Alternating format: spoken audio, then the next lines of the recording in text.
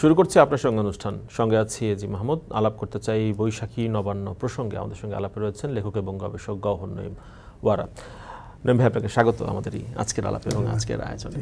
জি, তীব্র এই তাপপ্রবাহের মধ্যেই বোরো ধান কাটা শুরু হয়েছে, এক ধরনের উৎসব মুখর অবস্থা। কিন্তু এই উৎসব মুখর অবস্থাটা তড়িঘড়ি করেই আমাদের করতে হলো, কারণ আমরা শুনছি যে বৃষ্টি, বন্যা হতে পারে, ঢল নামতে পারে, যে কারণে আমরা ধান কাটাটা শুরু করে দিলাম। কিন্তু 70-80% জায়গায় মোটামুটি ধান আমাদের কাটা হয়ে গেছে। এখন বাকি বেশ কিছু জায়গায় আমরা শুনছি যে অপরিপক্ক কিছু কাঁচা, আধা কাঁচা ধান আমাদের রয়েছে। তো সেটা নিয়ে শঙ্কার জায়গাটা কেমন? আর এখন যদি এই ধান মাঠে থাকা অবস্থায় যদি বৃষ্টি শুরু হয়ে যায়, পরিস্থিতি কি দাঁড়াবে? না, পরিস্থিতি আমাদের এবার যেহেতু কোনো জায়গায় একটু দেরি করে লাগাতে হচ্ছে, জমিতে জো আসতে দেরি হয়েছে, এবং যে জায়গাটা এখনো কাটা যায় না সেটা একটু নিচু জায়গা, যেখানে দেরি করে লাগিয়েছে, কিন্তু বেশিরভাগ তো কাটা হয়ে গিয়েছে। তাতে হয়তো আমাদের এবার বাম্পারও হয়েছে ফসল, মানে যেটা আশা করা ছিল তার চেয়ে বেশি হয়েছে ফসল। তো 80% যদি বা 70%, কোথাও 64% মতন উঠেছে, তাহলে, এবং সেটা যদি বাম্পার হয়, তাহলে সার্বিকভাবে ঘাটতি দিয়ে মানে খাদ্য নিরাপত্তায় খুব একটা প্রভাব নাও পড়তে পারে। কিন্তু যেটা হবে, ধরেন যার নিচু জায়গায় জমি আছে, তার হয়তো 10 বিঘে জমি আছে, তার ওটাই সব, তার জন্য তো আর একটা সিজন তাকে অপেক্ষা করতে হবে, কিন্তু একটা ফসল হয়, তার জন্য এটা বিরাট ক্ষতি হবে ইন্ডিভিজুয়াল কৃষকের জন্য। এবং এটা তো শুধু ধান না, এটা আরও অনেক কিছু, ধানের থেকে যে খড় হয়, তারপরে এগুলো গোখাদ্য, এটা তার জন্য অনেক বড় একটা সেটা থেকে সে বঞ্চিত হওয়ার আছে। সেই জন্যই বোধহয় এই নির্দেশনাটা দেওয়া হয়েছে, ধান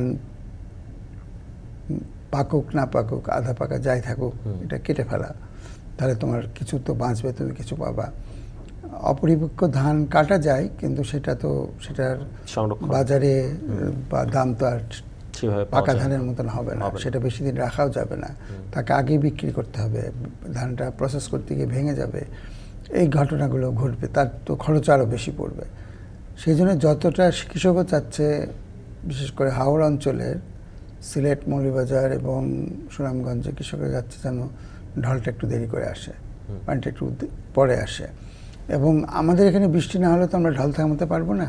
যদি আমাদের উজানে বৃষ্টি হয়, তাহলে আমাদের এটা পানিতে ডুবে যাবে, ঢল হয়ে যাবে। নির্দেশনার যে দ্বিতীয়, চতুর্থ এবং পঞ্চম যে কথাগুলো আছে, সেইটা খুবই জরুরি, যেটা জল নিকাশি ব্যবস্থাটা আপনারা ঠিক মতন করেন যেন পানিটা নেমে যায়। আর একটা বলেছে যে আলগুলো একটু উঁচু করে রাখতে, যদি পানি আসে যায় কিছুক্ষণ প্রোটেকশন হয়। এইটা তো আসলে কৃষকের একার পক্ষে করা সম্ভব না। এবং জল নিকাশি ব্যবস্থা তার ক্ষেত থেকে বাড়িয়ে আর একটা জায়গায় যাবে এবং শেষ পর্যন্ত নদীর ধারার মধ্যে পৌঁছাতে হবে।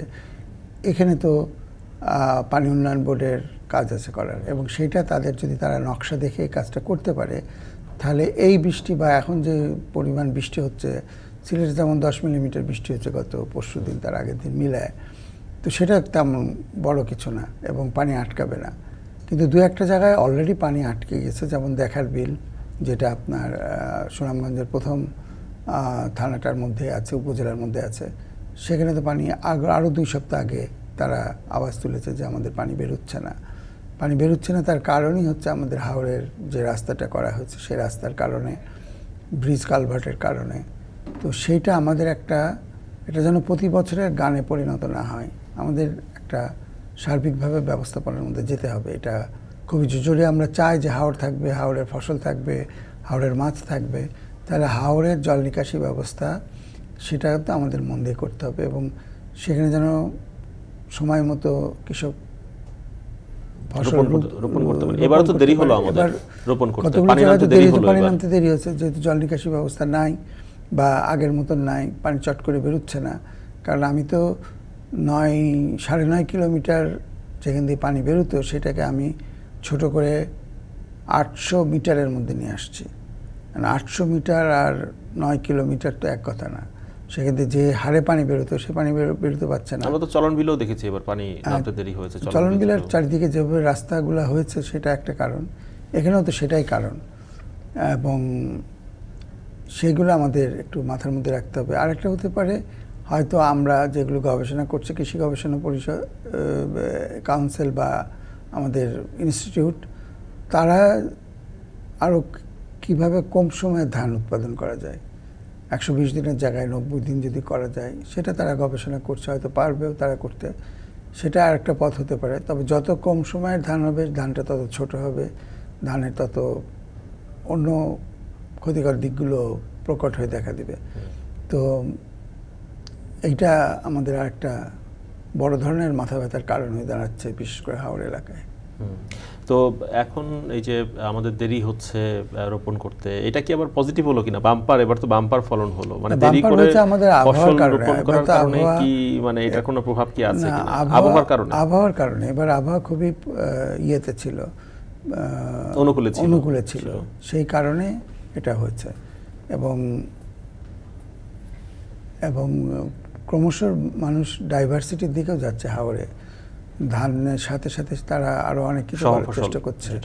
তো সেটা একটা পজিটিভ দিক বটেই, কিন্তু আসল যে বিষয়টা সেটা হচ্ছে যে পানি আসবে, পানি বেরিয়ে যাবে এবং কৃষক যেন তার ধানটা বর্ষার আগে উঠিয়ে নিতে পারে।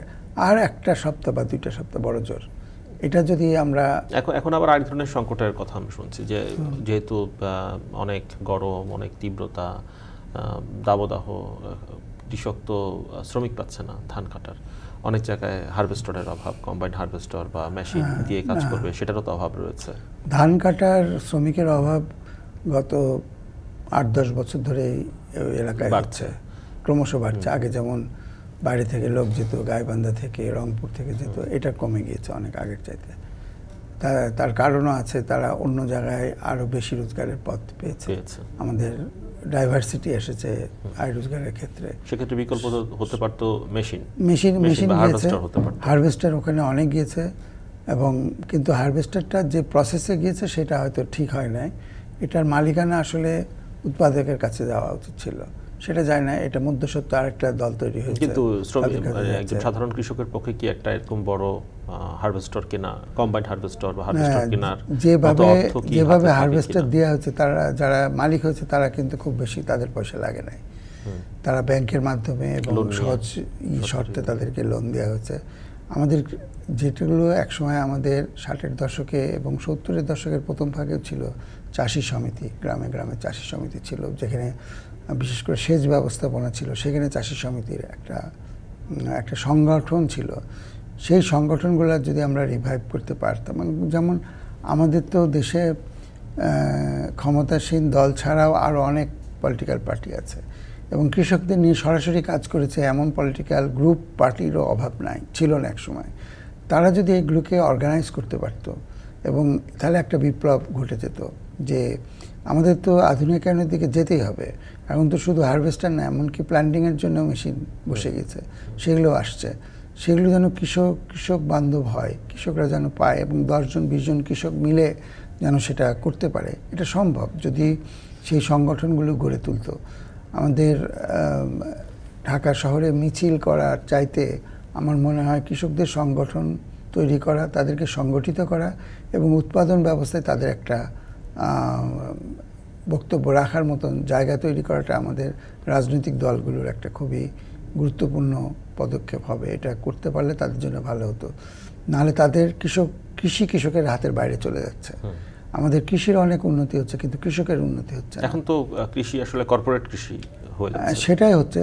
সেখান থেকে হয়তো ভারতেও তো কর্পোরেট কৃষি, সেখানে তারপরেও সেখানে কৃষকদের একটা সে আছে। তারা দিল্লি, আমরা দেখলাম যে তারা দিল্লি আসতে পারে, তারা আন্দোলন করতে পারে, কারণ তাদের সংগঠন আছে তাদের, এবং অনেকগুলো রাজনৈতিক দল তাদের সংগঠনের পিছনে সময় দেয়, তাদেরকে বর্তমান পরিস্থিতি সম্পর্কে এবং কৃষি সম্পর্কে তথ্যাবলি দিয়ে সহযোগিতা করে।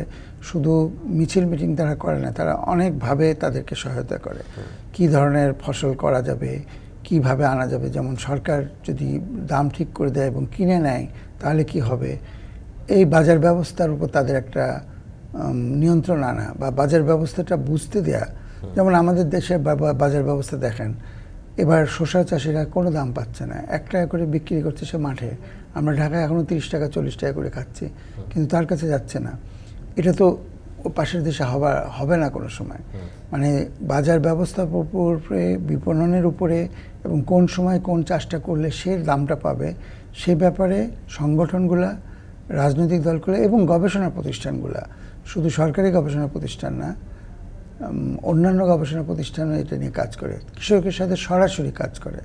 তো সেই কালচারটা আমাদের এখানে আমরা তো দেখি যে ভারতের মানে পার্শ্ববর্তী দেশে যেটা হয় যে কৃষক দাম পাচ্ছে না, যদি এরকম পরিস্থিতি তৈরি হয় বা কোনো ধরনের সংকট দেখা দেয়, সঙ্গে সঙ্গে আমরা দেখি যে অ্যান্টি ডাম্পিং শুল্ক মানে আমদানিতে তারা বন্ধ করে দেয়। যদি কোনো কারণে ফসল তাদের কম হয় তখন তাদের ভোক্তা স্বার্থকে রক্ষা করার জন্য পেঁয়াজ রপ্তানি বন্ধ করে দেয়। মানে যখন যেটা দরকার তখন তারা সেটা বন্ধ করে দিচ্ছে। কৃষক বান্ধব পলিসি তাদের, কৃষক এবং ভোক্তা দুটো বান্ধব, সেটা তারা মেনটেন করার চেষ্টা করে। কিন্তু আমাদের এখানে যেমন আমাদের কৃষককে কাঁদিয়ে আমাদের উন্নতি, এটা তো হওয়া ঠিক না। কিন্তু আমরা দেখেন যারা ভোক্তা আছি তারাও খুব খুশি হয়েছে যে কী হলো, এবার মজা বুঝো, এবার শসা চাষ করছিলে, এবার মজা বুঝো। এটা তো ঠিক না। সে তো আমাদের মুখে খাবার তুলে দেওয়ার জন্য এটা করেছে, সে বুদ্ধি করে এটা কাজটা করেছে। সে হিসাব করে দেখেছে রোজার মাসে যদি সে তরমুজটা বাজারে আনতে পারে তাহলে সে দাম পাবে। তার জন্য তাকে অনেক পরিশ্রম করতে হয়েছে, তাকে অনেক বুদ্ধি বের করতে হয়েছে, তাকে ভালো বীজ আনতে হয়েছে, তাকে বীজতলা তৈরি করে এমনভাবে করতে হয়েছে যেন সে এই সময়টা পায়। এটা তো কিন্তু খুবই কঠিন একটা কাজ সে করেছে, কিন্তু সে দাম পেল না। এবং আমরা তাদের উপর রেগে গেলাম বা তাদেরকে অনেকভাবে আমরা, এমনকি যারা পত্রপত্রিকায় লেখালেখি হয়েছে, কৃষককে অ্যাকিউজ করে লেখালেখি হচ্ছে। আবার কৃষককে, এটাও তো একটা বড় প্রশ্ন, যার অনেক জমি রয়েছে, সে কি কৃষক? না, সেটাও তো একটা বড় জিনিস আমাদের। নাকি ওই জন্য আমি বলছিলাম সংগঠনটা খুব জরুরি। এখন তো কৃষক হয়ে গেছে ভাড়াটে শ্রমিকের মতো। আমরা কৃষক, যার জমি আছে সে আগে টাকা নিয়ে নেয়। আগে ছিল যে ফসল উঠলে তারপর ভাগ হতো, এখন তো তা হয় না। সে আগেই টাকাটা নিয়ে নেয় এবং আগেই টাকা নিয়ে কৃষকের উপর একটা জুলুম। সে তো চেষ্টাই করবে এই টাকাটা ওঠানোর জন্য। এবং এটা এখন এই কোভিডের পরে এই টাকার পরিমাণ অনেক বেড়ে গিয়েছে। দিনাজপুরে যেটা 5,000 টাকা ছিল সেটা এখন 20,000, 18,000 টাকা হয়েছে। এবং কিন্তু ফসলের দাম যদি সে না পায়, সে 18,000 টাকা দিয়ে কী লাভ করবে? তখন তো তাকে কৌশলী হতেই হবে এবং সে কৌশলে যেতে গিয়ে সে বিপদে পড়ছে। আমাদের এইটা একটা বড় জায়গা যে দেখা, যে আমাদের যে তেভাগা আন্দোলন হয়েছিল, সেই আন্দোলনের ফলে কৃষকের যে একটা অধিকার প্রতিষ্ঠিত হয়েছিল এবং উৎপাদনের পরে ফসল ভাগ হতো, সেই ব্যবস্থাপনার মধ্যে যাওয়াটা আমাদের খুবই জরুরি। এখন আবার তালিকায় কৃষক হিসাবে নামটা কাট রয়েছে না, যার জমি তারই থাকবে। তাহলে তো যে সুযোগ সুবিধা সরকারের পক্ষ থেকে দেওয়া হয়, প্রণোদনা বলেন, বীজ বলেন, সার বলেন, সব তো সেই জমির মালিকের পক্ষে যাচ্ছে। জমির মালিক তো চাষাবাদ করছে না। তো কিন্তু এই অঙ্কটা, এই হিসাবটা বের করে নিয়ে আসা খুবই সম্ভব। কারণ আমাদের আগে যারা ব্লক সুপারভাইজার ছিলেন, সেগুলো এখন সহকারী কৃষি কর্মকর্তা বলা হচ্ছে, তাদের মাঠ লেভেলে এই নলেজটা আছে যে কার জমি কে চাষ করছে, কতটুকু সে চাষ করছে, এটা তার জানা আছে। এবং সে যদি এটা তো প্রতি বছর অনেক সময় চেঞ্জ হলে হয়তো মালিকানা চেঞ্জ হচ্ছে, পরের বছর বাড়তি টাকা কেউ অফার করলে তাকে দিয়ে দেওয়া হয়। হ্যাঁ, সেটা তো হচ্ছে, কিন্তু তার কাছে একটা হিসাব এসে যায়, কারণ তাকে তো মাঠ লেভেলে এটা সুপারভাইজ করতে হয়, তার কাছে থাকে, তার জানার মধ্যে থাকে। হাত বদল হলেও সেটা তার জানার মধ্যে থাকে। তো সেইটা ধরে যদি আমরা প্রণোদনার ব্যবস্থাটা করতে পারতাম, সেটা ধরে যদি আমরা সেচের যে সুবিধাগুলো সেটা যদি নিশ্চিত করতে পারতাম, এবং এখন যে আমি বললাম যে দুটো কথা বলছে, জল নিকাশ এবং আল উঁচু করা। আমি কার জমির আল উঁচু করবো? আমি কার জমির জল নিকাশ করব? ওটা তো আমার জমি না, আমি তার কাছে ভাড়া নিয়েছিলাম। আগামী বছর যদি আমাকে না দেয়, এটা কিন্তু একটা লং টার্ম ইনভেস্টমেন্ট, পানিটা বের করে দেওয়ার জন্য। তারা হয়তো বাধ্য হবে এই বছরের ফসলটা বাঁচানোর জন্য, কিন্তু এটা অগত্যা, সে খুবই কষ্ট হবে তার জন্য এটা করা। সেই জন্য পানি উন্নয়ন বোর্ডের এই দায়িত্বগুলো নেওয়া উচিত, যে পানি জল নিকাশি ব্যবস্থাটা বা আল উঁচু করার যে কার্যক্রমটা, এটা তো বিশাল প্রকল্পের ব্যাপার। 1 জন 2 জন 3 জন 10 জন কৃষকের পক্ষে এটা করা সম্ভব না। একটা ছোট জমির হয়তো কিছুটা পারবে, কিন্তু পুরোটা পারবে না। যখন অন্য জায়গায় পানি জমে যাবে তখন তুই ছোট জমিটাও বাঁচবে না, কতক্ষণ আল দিয়ে রক্ষা হবে। যেহেতু জমিটা তার না, যেহেতু সে একটা ফসল পাওয়ার জন্য একটা মৌসুম ভাড়া নিয়েছে, অতএব ওইরকম দরদ দিয়ে যে কাজ করবে সেটা আশা করা খুব মুশকিল। টাকা দিলেও সে পারবে না। আমাদের একটা বিরতির সময় হচ্ছে, বিরতির পর ফিরে এসে তারপর আলাপ করি। দর্শক, বিরতির পর আবারও ফিরছি আপনার সঙ্গে অনুষ্ঠানে।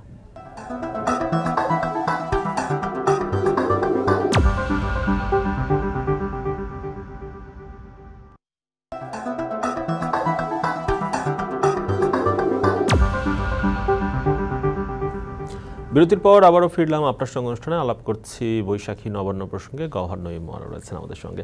আমরা আলাপ করছিলাম ভাই যে দরদ দিয়ে আসলে কাজ করবে কিনা, কারণ যার জমি তিনি তো চাষাবাদ করেন না, ভাড়াটা কৃষক এখন চাষাবাদ করেন। সেই সঙ্গে আরেকটি প্রসঙ্গ যেটা এসেই যায় যে এখন যে কম্বাইন্ড হারভেস্টার নিয়ে আমরা কথা বলছিলাম, এটার প্রক্রিয়াটা আপনি বলছিলেন যে সাংগঠনিকভাবে কৃষি সংগঠনগুলো হলে যদি থাকতো, ওভাবে পলিটিক্যাল যদি কোনোভাবে সংগঠনগুলো শক্তিশালী করা যেত, কৃষককে শক্তিশালী করা যেত, তাহলে এই সংকটগুলো তৈরি হতো না। এখন প্রক্রিয়াটা আসলে কি? আমরা দেখি যে একজন কেনেন, ভাড়া দেন, অন্যান্য কৃষককে ভাড়া দেন, ভাড়া দিয়ে তারা আসলে করেন। তো এই সময়টাতে সবাই একযোগে ধান কাটা শুরু করাতেই মানে হারভেস্টার মিলছে না, তাই তো পরিস্থিতিটা? হারভেস্টার মিলছে না। ধরেন একটা মাঠের মধ্যে যখন হারভেস্টার চাই, সে চেষ্টা করে পুরোটা একবারে করার জন্য। এবং হারভেস্টারের যে প্রযুক্তি, কিছু কিছু হারভেস্টার একেবারে মাঠ পর্যায়ে মেরামতের ক্ষেত্রেও কিছু ঘাটতি আছে, মানে এই নলেজটা ওইভাবে নাই। যেমন আমাদের প্রথম যখন আসছিল, পাওয়ার টিলার আসছিল, সবাই সব মেরামত করতে পারতো না, আমাদের বসে থাকতো। তো এখন মোটামুটিভাবে তৈরি হয়েছে। তো আবার অপারেটরেরও তো একটা ব্যাপার আছে, অপারেটরের ব্যাপার আছে, মেরামতের ব্যাপার আছে। এই জিনিসগুলো একটা বড় হচ্ছে। এবং কৃষকও চায় হারভেস্টার দিয়ে করে ফেলতে, কারণ খুব তাড়াতাড়ি হয়। এবং হারভেস্টারে করার ফলে আমি গত হারভেস্টিংয়ের সময় আমি 2-1 জায়গায় গিয়েছি, তাতে কৃষকের লাভ হচ্ছে কি যে একবারে চট করে নিয়ে যাচ্ছে, এবং যারা ধান কেনে তারা ওটার সাথে যায়, তারাও ধানটার সাথে সাথে কেনে। কারণ হারভেস্টারে করলে ময়েশ্চার একটু কম থাকে ধানের, ওইটা আবার সংরক্ষণের জন্য মালিকরা ওটাই চায়, এবং সে মাঠ থেকেই সেটা নিয়ে আসে, কারণ সে সরাসরি বস্তা করতে পারে হারভেস্টার থেকে। তার মানে ওই টাকার লেনদেনটা একদম মাঠেই হয়ে যায়, দুই পক্ষের জন্য সুবিধা। এবং তারা চেষ্টা করে এটা।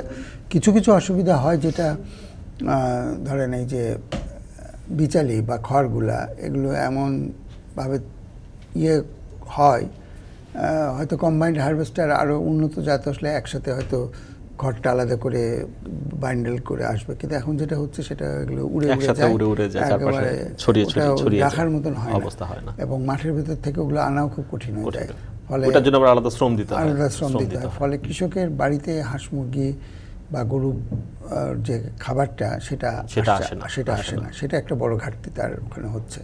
কিন্তু আমি হারভেস্টারের মালিকানার কথাটা বলতে চাই, যেটা ধরেন একটা হতে পারে, যেটা হয়তো এখন মনে হচ্ছে এটা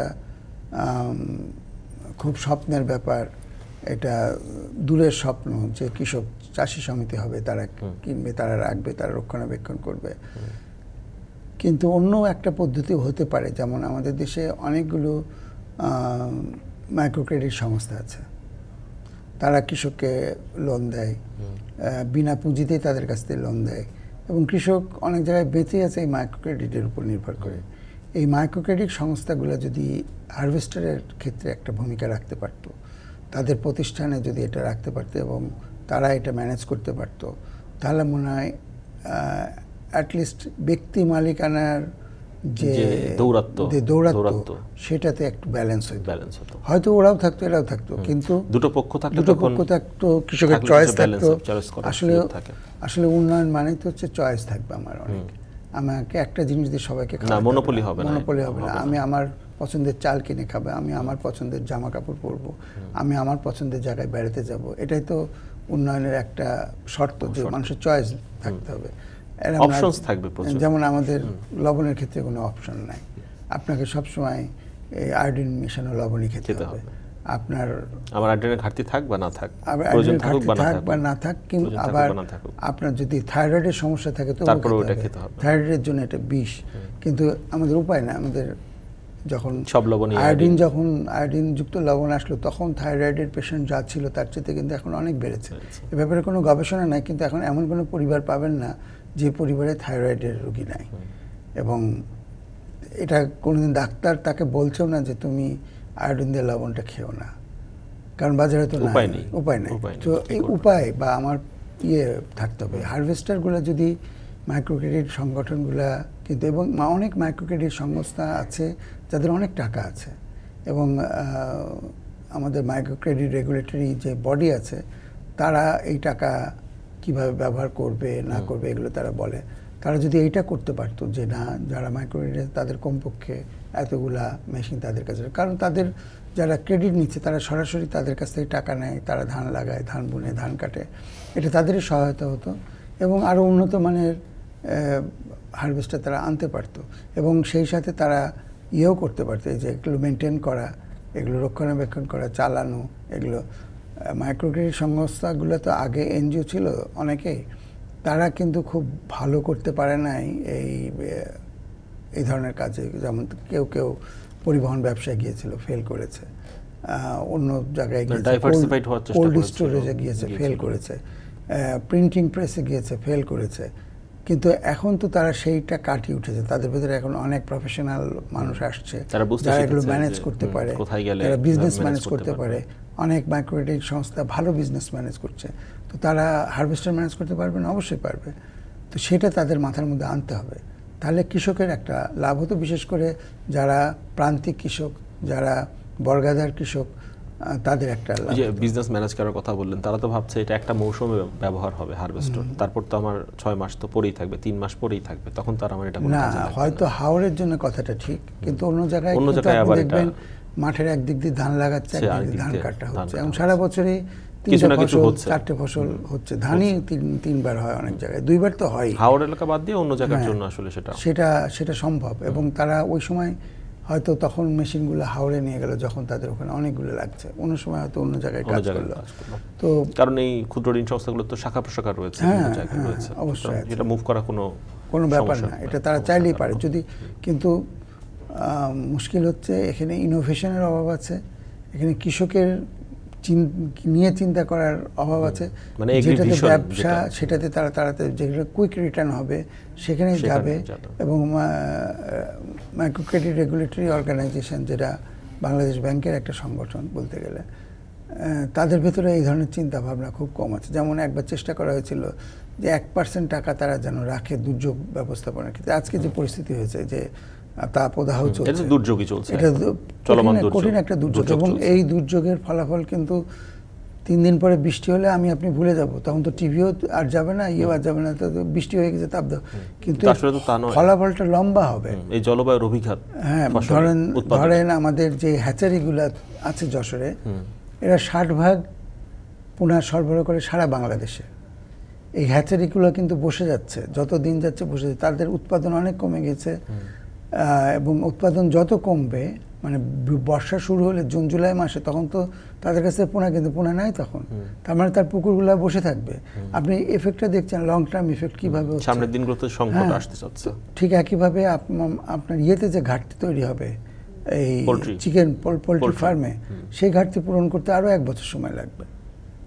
তো এইটা তো এখন চিন্তা করতে হবে, আমি কিভাবে এখানে ইনোভেটিভ ওয়েতে এই দুর্যোগগুলোর মোকাবেলা আমি করতে পারি। যদি 1% টাকা থাকতো এখন, তাহলে তারা এই টাকাগুলো এখানে দিতে পারতো। অনেক হ্যাচারি আছে যারা মাইক্রো ক্রেডিট সংস্থাগুলোর কাছ থেকে টাকা ধার করে কাজটা করছে, তখন তাদের রক্ষণাবেক্ষণের জন্য, মানে এখন তাদের বড় সমস্যা হচ্ছে বিদ্যুৎ থাকছে না, তাদের বড় সমস্যা হচ্ছে যেখানে অক্সিজেন লাগবে, মেশিন চালাতে হবে, সেটা তারা চালাতে পারছে না। হ্যাচারিগুলো তো বিদ্যুতের উপরে করে, সেই উপরে আবার হয়েছে কি, এখন আগে তারা বিদ্যুতের বিল দিত এগ্রিকালচার রেটে, এখন তাদের বিদ্যুতের বিল দিতে ইন্ডাস্ট্রিয়াল কমার্শিয়াল রেটে, ফলে তাদের যান একেবারে নাভিশ্বাস উঠে গেছে।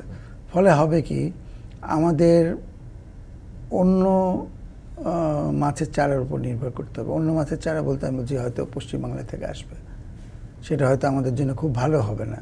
এবং এতগুলো হ্যাচারি যদি বসে যায় একসাথে, তখন আবারও আমদানিতে যেতে হবে। এবং হ্যাচারি বসে যাওয়ার মানে এটা তো শুধু মালিক তৈরি করছে আর পোনা বিক্রি করছে তা তো না, এর পিছনে অনেকেই আছে যারা হ্যাচারিতে কাজ করে, তারপর যারা মাছগুলো নিয়ে যায় বিভিন্ন জায়গায়, কিশোরগঞ্জ বা সিলেটে নিয়ে যাবে।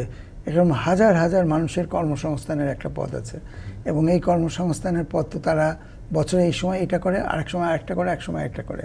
তো বছরে যে সময় তারা এইটা 5-এর পোনা বিভিন্ন জায়গায় বিক্রি করতে নিয়ে যেত, তখন তারা কি করবে? তার মানে তাদের একটা চেনা পথ, রোজগারের একটা চেনা পথ বন্ধ হয়ে যাবে এই তাপপ্রবাহের কারণে। তো এখন এই তাপপ্রবাহটা ম্যানেজ করাটা আমাদের একটা জরুরি কাজ হতে পারতো যদি মাইক্রো ক্রেডিট সংস্থাগুলোর কাছে এই টাকাটা থাকতো। ঠিক একইভাবে আমাদের হাওড় এলাকার কৃষকের যে সমস্যা হচ্ছে এখন, যেখানে জল নিকাশের দরকার, তারা তো শুধু নির্দেশনা দিয়েই বসে আছে, কিন্তু কাজগুলো তো তারা করতে পারতো। আগে হাওড় এলাকায় ধরেন এই সাবমার্জিবল যে বাঁধ আছে যেগুলো পানিতে ডুবে যায় এবং যেটা প্রত্যেক বছর করা লাগে, এটা একসময় কেয়ার এবং ব্র্যাক এরা করতো, আগে থেকে করে ফেলতো, তারপরে তারা সরকারের কাছ থেকে এটা নিত। কিন্তু যেহেতু তারা আগে করে ফেলতো এবং নির্দিষ্ট সেটা ঠিক সময় মতো হতো, এখন আর এটা হচ্ছে না। এখন পানি উন্নয়ন বোর্ড কন্ট্রাক্টরের মাধ্যমে বিড করে এই কাজটা করে, ওইটা করতে করতে অনেক সময় এটা করতে সময় লাগে, এর মধ্যে রাজনীতি ঢুকে যায়, কে কন্ট্রাক্ট পাবে না পাবে, কে নিবে না, এটা তো এই কাহিনী তো পত্রিকার পাতায় পাতায় ভরে গেছে। তো আমাদের একটা ব্যবস্থাপনার মধ্যে যেতে হবে যেটা রেজাল্ট দিতে পারে, যেটা ফলাফল আসতে পারে পজিটিভলি, এবং আমি প্রক্রিয়াগত জটিলতার মধ্যে গিয়ে দেরি করে কাজ করে ওটা কোনো ফলাফলই আসলো না, এই কাজ করা আসলে এটা কৃষকের সাথে আলাপ করে, সেই জন্য সংগঠন, চাষী সংগঠনগুলো খুবই জরুরি। আমাদের আরেকটি বিরতির সময়। ওকে, থ্যাংক ইউ। দর্শক, বিরতির পর আবারও ফিরছি আপনার সঙ্গে অনুষ্ঠানে।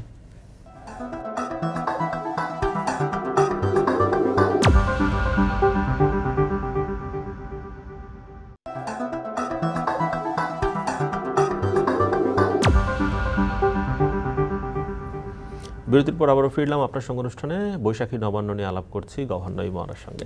নঈম ভাই, আমরা কথা বলছিলাম যে এই সময়ের এই তীব্র তাপপ্রবাহ, জলবায়ু অভিঘাত, সামনের দিনের ফসল উৎপাদনগুলোর অবস্থা কী দাঁড়াবে, এখনই বৃষ্টি নেমে আসলে হয়তো স্বস্তি পাবো আমরা, কিন্তু সামনের দিনগুলোতে কী হবে তা নিয়ে শঙ্কা থেকে যাচ্ছে। ওই বিষয়গুলোতে আসবো আবার, কিন্তু এখন এই যে আমরা দেখছি হিট স্ট্রোকের এক ধরনের চাপ রয়েছে, যে হঠাৎ করে হতে পারে ফসল যখন কাটছে কৃষক মাঠে দীর্ঘ সময় ধরে দুপুর তপ্ত রোদে, এই যে উৎসব চলছে, আমরা দেখলাম ধান কাটার উৎসব যেটা বলছি আমরা এখন আনুষ্ঠানিকভাবে, এই উৎসবটা তো মানে বিকেল, সন্ধ্যা বা রাতেও তো হতে পারতো, রাতেও তো ধান কাটা গেলে হয়তো, বা এই যে টেম্পারেচার, উত্তাপ, যেটা হিট স্ট্রোকের সংখ্যা বা অন্য যে কোনো অভিঘাতের সংখ্যা, সেটা তো এড়ানো যেত। রাতে ধান কাটলে তো এই সময়টাতে হয়তো সুবিধা পাওয়া যেত বাড়তি কিছুটা।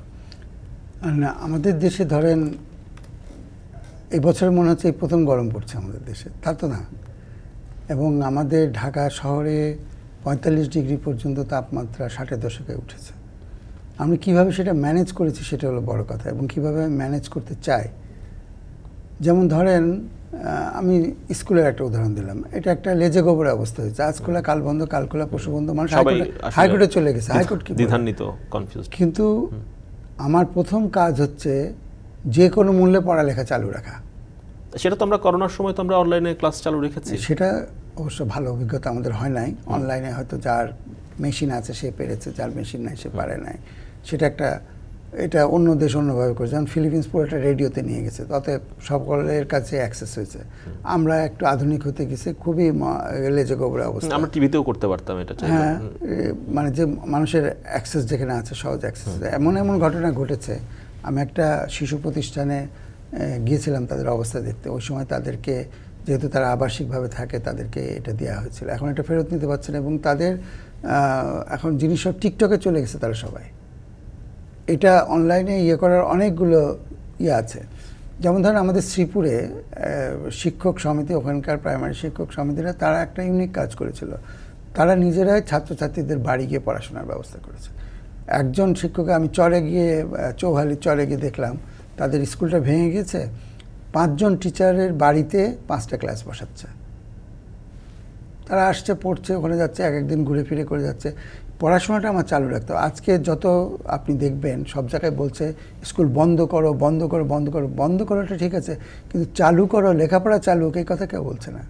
এটা তো সবচেয়ে বড় চ্যালেঞ্জ। একটা শিশুর যদি পড়ালেখা ছেদ হয়ে যায়, ওটা আবার জোড়া লাগানো অনেক কঠিন কাজ। এটা হাড় ভাঙার মতো। হাড় একবার ভেঙে গেলে যদি ঠিক মতন জোড়া না লাগে, সারা জীবন ব্যাঁকা হয়ে থাকবে।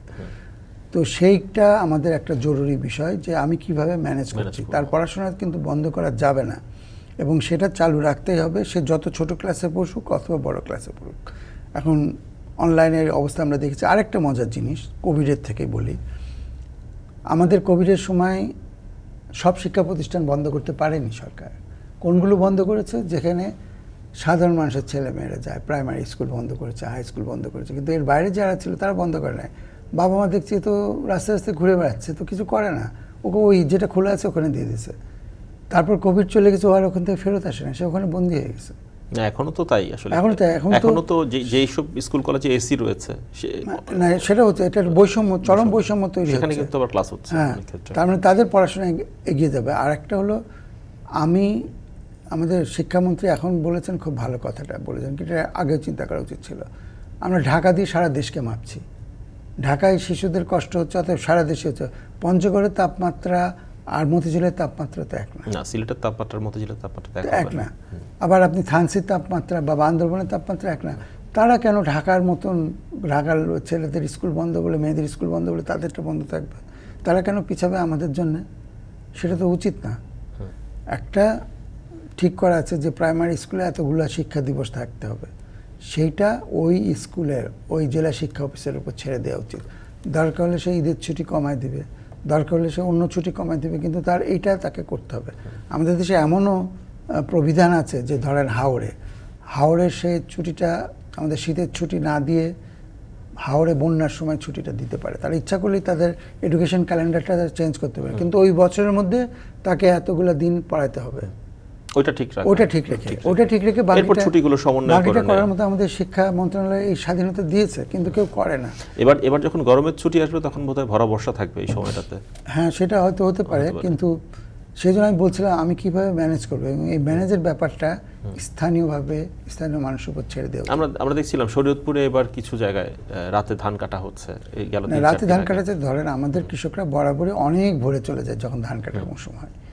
লাগানোর সময় সে যায়, সে ধরেন ফজরের নামাজের পরেই সে মাঠে চলে যায়, মাঠে ধান কাটতে শুরু করে, এবং 10টা পর্যন্ত সে এই কাজটা করতে পারবে। তারপর সে রেস্ট নেবে, তখন গাছের নিচে সে বসবে, ভাতটা খাবে, আবার 2টার পরে যখন সূর্যটা হেলে পড়বে তখন আবার শুরু করবে। সেটা সে এখনো করছে। এখন এই যে লাইট জ্বালিয়ে এগুলো আমাদের সব খবর তৈরির জন্য, এগুলা বেশি দিন টেকসই হবে না, কিন্তু কৃষকের ওটা চলবে।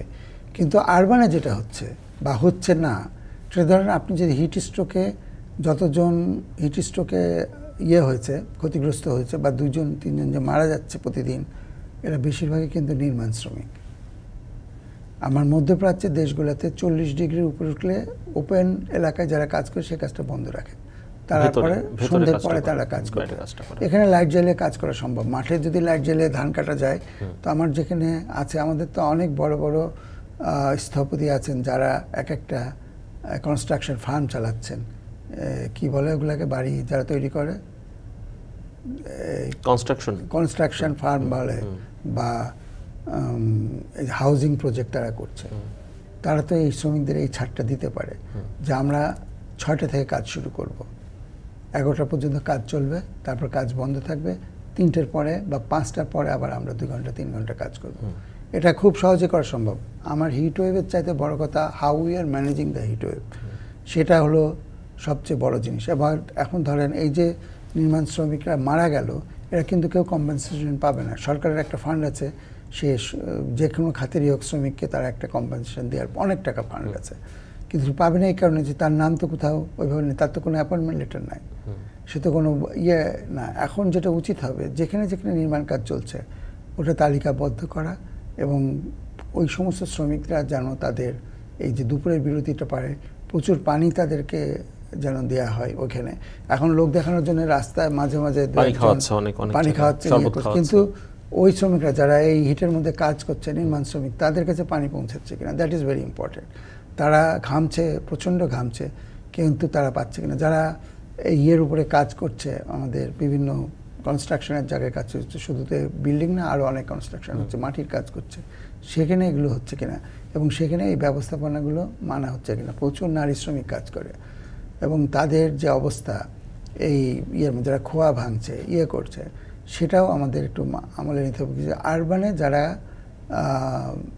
শ্রমিক আছে, নির্মাণ শ্রমিক, কায়িক শ্রমিক, যারা ওপেন কাজ করছে, তাদের জন্য আমরা কি করছি, এটা তো রাষ্ট্রের দেখা উচিত, এটা শ্রম মন্ত্রণালয়ের দেখা উচিত। এটা বলে দেওয়া উচিত যে তোমরা এই সময়টা অফ রাখো কাজটায়, যেখানে 38-এর উপরে যাবে। কারণ 38 হলে কিন্তু আমরা ফিল করি 42-এর মতো, কারণ যেভাবে বাড়িঘর আমরা বানিয়েছি কাঁচের, তারা আর যেভাবে আমরা এসি চালাচ্ছি, এসি থেকে যে উদ্গীরণ হচ্ছে সেইটা তো তার ঘাড়ে গিয়ে পড়ছে, এটা তার জন্য খুবই কষ্টকর। এবং এই ঢাকা শহরের মধ্যে দেখবেন এক জায়গার তাপ আর এক জায়গার তাপের সাথে অনেক পার্থক্য। সংসদ ভবনের সামনে আসলে একরকম পাবেন, সংসদ ভবনের পেছনে গেলে আরেক রকম, রমনাতে গেলে একরকম পাবেন, আরেক রকম পাবেন, মতিঝিলে শাপলা চত্বরে আরেক রকম পাবেন। তো যেখানে কাজ হচ্ছে সেই জায়গাগুলো কিন্তু অনেকটা ন্যাড়া জায়গা, ওখানে অনেক বেশি গরম হচ্ছে। তো সেইটা তাদের একটু চিন্তা করা উচিত যে আমরা শহরের ওপেন স্পেসে যারা কাজ করছে, অনেক আগে চিটাগাঙে ছিল এটা, যে যারা রিক্সা পুলার ছিল তাদেরকে ড্রেস দিত এবং ছাতা দিত, এবং যারা রিক্সা চালাচ্ছেন তাদেরকে একটা করে ছাতা দেওয়া মালিকের পক্ষে সম্ভব কিনা, অবশ্যই সম্ভব। সে যেভাবে তাদের কাছ থেকে আমি এবার লক্ষ্য করছি ঢাকায় যারা রিক্সা চালাচ্ছেন অনেকেই এখন ক্যাব ব্যবহার করছেন, ক্যাব ব্যবহার করছেন, যেটা আগে দেখা যেত না। এবং রিক্সাওয়ালাদের নিজেদেরও একটা আছে, আপনি রিক্সা যারা চালাচ্ছেন তাদের দিকে তাকালেই বুঝতে পারবেন সে পুরনো রিক্সাওয়ালা না নতুন রিক্সাওয়ালা। পুরনো রিক্সাওয়ালারা সবাই কিন্তু ফুল হাতে জামা পরে, সাদা রঙের ফুল হাতে জামা, যেন হাতে যেন তাপটা যেন। এটা কিন্তু আপনি ঢাকায় এখন রাস্তায় গেলেও দেখতে পাবেন। আবার অনেকে আছে যে গেঞ্জি পরে চালাচ্ছে, সে একদম নতুন, সে বুঝে নেয় যে তাপটা কি জিনিস। কিন্তু যারা পুরানো, বেশিরভাগই যারা রিক্সা চালক আছেন তারা কিন্তু ফুল স্লিভ, সাদা রঙের ফুল স্লিভ জামা পরে, তাপ সহনীয়, এগুলো প্রমোট করে এবং এগুলো বাধ্য করা যেন মালিক তাদের এগুলো নিশ্চিত করে। আরেকটি বিরতির সময় হয়েছে। দর্শক, বিরতির পর আবারও ফিরছি আপনার সঙ্গে অনুষ্ঠানে।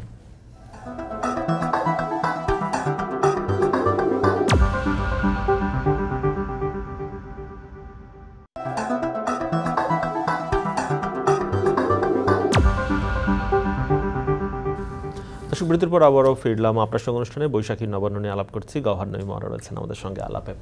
নঈম ভাই, কথা বলছিলাম আমরা ধানের প্রসঙ্গে, তারপর যে নগরে যারা কাজ করছেন, কায়িক শ্রমিক করছেন, তারা আসলে কোন সময়টায় কাজ করবেন, কোন সময়টা কাজ বন্ধ রাখবেন, আসলে এটা সরকার থেকে এক নির্দেশনা আসা প্রয়োজন, এই বিষয়গুলো নিয়ে কথা বলছিলাম।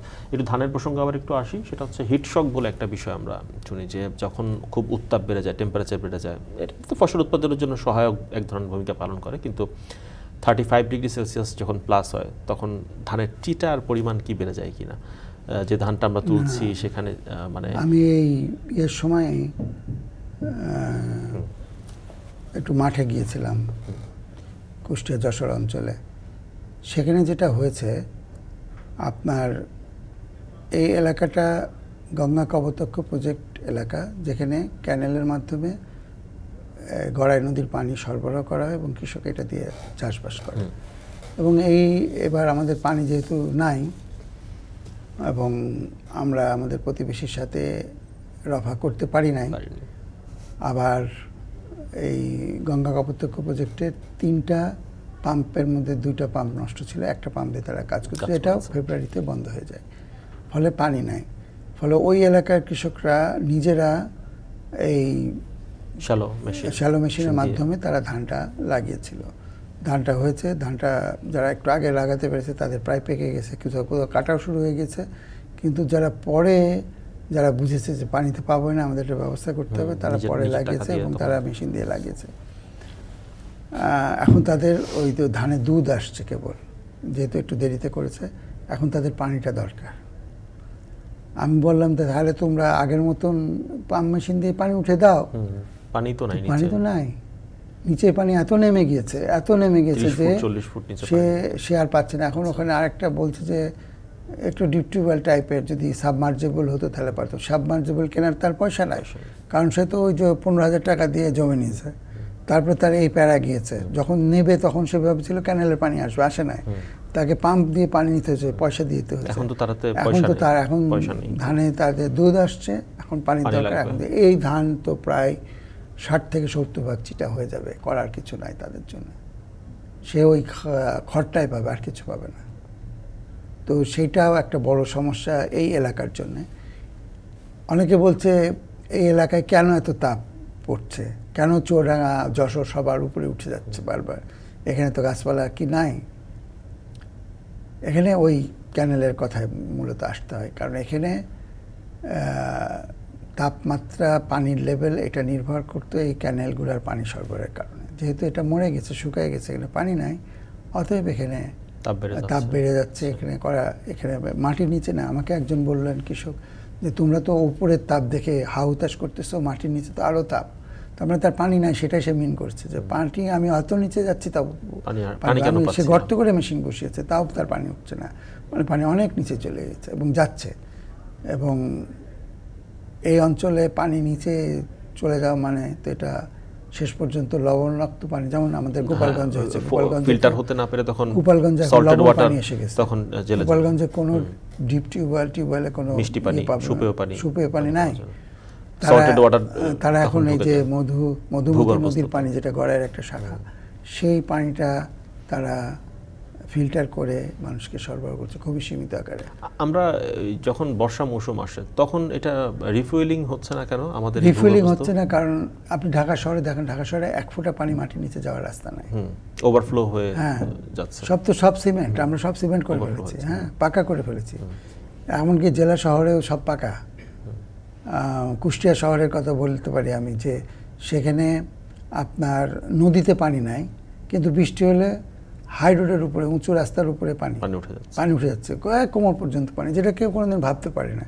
কিন্তু পাশেই নদী আছে, মানে এই পানিটাকে যে ড্রেনিং করে নদীতে নিয়ে যাওয়া যায় বা নদীতে নিয়ে যাওয়া প্রয়োজন, বা এগুলোকে বড় বড় পুকুর ছিল আগে ঢাকা শহরে, ধরেন আজ থেকে 60-70 বছর আগে যে পুকুর ছিল সেগুলো ফলে এগুলো যাচ্ছে না। কিন্তু তাহলে আমি রিচার্জিং কিভাবে করব? রিচার্জিং এর বুদ্ধি আছে আমাদের। এই যে শহীদুল্লাহ আলাই ওনারা করছে, শহীদুল্লাহ আল কিন্তু একটু নিচু জায়গা ছিল, এবং আমাদের ইউনিভার্সিটিতে যখন আমরা পড়েছি তখন বৃষ্টি হলে শহীদুল্লাহ আলায় ঢোকা যেত না, পানি জমে যেত।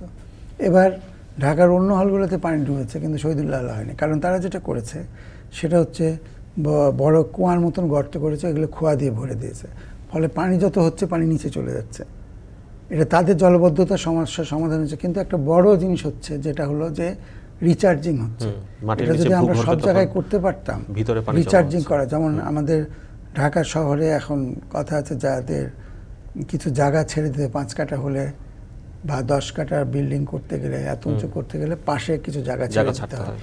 এই জায়গাটা যদি আমরা রিচার্জিংয়ের জন্য রাখতে পারতাম বা গাছ যদি রাখতে পারতাম তাহলে হতো।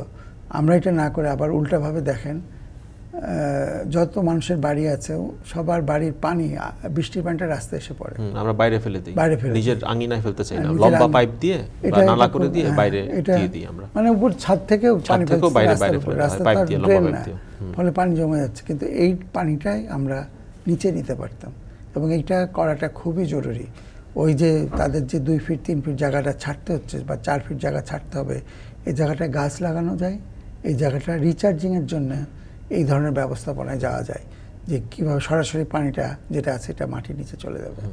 রিচার্জিং না করলে আমরা আসলেই বাঁচব, যেটা ইন্দোনেশিয়ার আরবানে একটা বড় সংকট, যে ইন্দোনেশিয়া একসাথে তো 10টা 20টা বাড়ি মাটির নিচে চলে গেছে এই শহরের ভেতরে, কোনো ভূমিকম্প ছাড়াই, কারণ নিচেটা হোল হয়ে গেছিল, কিছু নাই করে বসে গিয়েছে। তো আমরা যেন ওই দিকে না যাই সেটা আমাদের মাথায় রাখতে হবে, এবং সেই জন্যে রিচার্জিং করাটা খুবই জরুরি। এবং এটার অনেক প্রযুক্তি আছে, সহজ প্রযুক্তি আছে, যেমন কুয়া খোঁড়া, এবং যেটা আমি বললাম খোয়া দিয়ে বন্ধ করে রাখা, বৃষ্টির পানিটা চলে যাবে নিচে, এটা খুব সহজে করা সম্ভব। সরকারি জায়গাতেও করা সম্ভব, বেসরকারি জায়গাতেও করা সম্ভব। কিন্তু আমরা তো দেখি গতবার যেমন প্রচণ্ড বৃষ্টিপাত আমরা দেখেছি, যে ঢাকা শহরের মতো জায়গায় প্রচুর বৃষ্টি হয়েছে, এবারও হতে পারে অতিবৃষ্টি, যেহেতু খুব চরম ভাবাপন্ন আবহাওয়ার মধ্য দিয়ে যাচ্ছে, তীব্র শীত, অধিক উত্তাপ, প্রবল বৃষ্টিপাত এরকম হচ্ছে। এই ভাবনাটা তো আমরা ভাববো, গিয়ে দেখবো যখন প্রচুর বৃষ্টি হবে, ঢাকা শহরে জলাবদ্ধতা তৈরি হয়ে যাবে, তখন কিছুদিন কথা হবে, আবার বৃষ্টি কমে গেলে আমরা ভুলেও যাবো হয়তো বিষয়গুলো। আগে থেকে তো এই পরিকল্পনাগুলো আসে না, যে এই যে প্রবল বৃষ্টি হচ্ছে বা পানির এক ধরনের উৎস তৈরি হচ্ছে সেটাকে কাজে লাগানো, সেই ভাবনাটা তো আমরা দেখি না। এটা ধরেন আমাদের যেটা হওয়া উচিত ছিল একটা টোটাল আরবান এবং টাউনশিপ সেটেলমেন্ট প্ল্যানিং হওয়া উচিত, এবং সেটা না হওয়া পর্যন্ত কোনো বিল্ডিং আর হতে দেওয়া উচিত না, কোনোভাবেই উচিত না। যদি কোনো পৌরসভা এটা করে তখনই সেই পৌরসভা পারবে অন্য নতুন বাড়িঘর তৈরি করে। এইরকম রেগুলেশন না করলে এটা হবে না, বাধ্য করতে হবে কোনো জায়গায়। এবং সরকারি বিল্ডিংগুলা তারা এটা করতে পারে তাদের ইয়েতে, কিন্তু বেসরকারি, যেখানে বেসরকারিটা বেশি, সেখানে একটা শহরের যদি আরবান মাস্টার প্ল্যান না হয় তাহলে নিউ কনস্ট্রাকশন আর হতে দেওয়া যাবে না, টোটালি স্টপ করে দেওয়া উচিত। এবং সেই সাথে আরেকটা জিনিস আসছে, আপনি দেখছেন বোধহয় পত্রপত্রিকায় খুবই আসছে ইদানিং, সেটা হলো যে আমার জমি আছে, আমি একটা হঠাৎ করে সেখানে পুকুর কেটে ফেললাম ওই জমির মধ্যে, যেটা জমিটা তো আসলে এটা পানি বেরিয়ে যাওয়ারও রাস্তা। যখন আমি পুকুর করছি তখন কম্পার্টমেন্টালাইজেশন হয়ে যাচ্ছে, পানিটা আটকে যাচ্ছে, জলবদ্ধতার কারণ হচ্ছে। এমনকি নাটোরে অনেক জায়গায় এরকম হয়েছে, চলন বিলের নিচে বা উপরে অনেক জায়গায় এরকম হয়েছে। সেটাও আমাদের এই যে শুধু আরবান প্ল্যানিং, আমাদের টোটাল ল্যান্ড ইউজ প্ল্যানিং দেশের জন্য করা যাবে না। ল্যান্ড ইউজ প্ল্যানিংটা দরকার, যেটা রুরাল আছে। প্রধানমন্ত্রী বারবার বলছেন যে 3 ফসলি জমিতে কিছু করা যাবে না, কিন্তু কে মানছে তার কথা? সুতরাং এই বিষয়গুলো আসলে আমার নেওয়া খুব জরুরি। অসংখ্য ধন্যবাদ নঈম ভাই আজকে সময় দেওয়ার জন্য। নিশ্চয়ই আরেকদিন আপনার সুযোগ হবে আপনার সঙ্গে। অনেক ধন্যবাদ, থ্যাংক ইউ। দর্শক, শেষ করছি আজকে আপনার সঙ্গে অনুষ্ঠান। সঙ্গে থাকার জন্য ধন্যবাদ সবাইকে।